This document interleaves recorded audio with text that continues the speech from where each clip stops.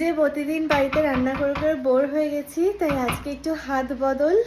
সবসময় প্রতিদিন নিজের হাতে রান্না খেতে ভালোও লাগে না, আর এখানে তো ফ্যামিলির অন্য লোকজন নেই যে তাদেরকে বলবো একটু রান্না করে খাওয়াতে।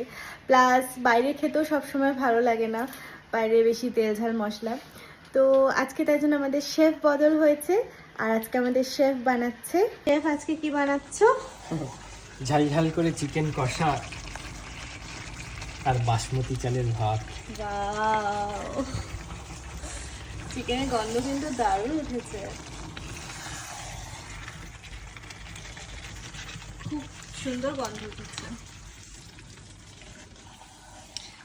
ও চিকেনটা না খুবই ভালো বানায়, দারুণ বানায়, কিন্তু খুব মানে কম বানায়, যদিও এখন তো খুব একটা বেশি সময় পায় না রান্না বান্না করা, তো সেজন্য করা হয় না, কিন্তু যখন বানায় কি দারুণ বানায়। হলে না আমার খুব একটা বেশি ওই রুটি ফুটি খেতে ভালো লাগে না, মানে যে কোনো মাংস হলেই, চিকেন বা মাটন যাই হোক না কেন, ভাত দিয়ে বেশি ভালো লাগে আমাদের দুজনেরই।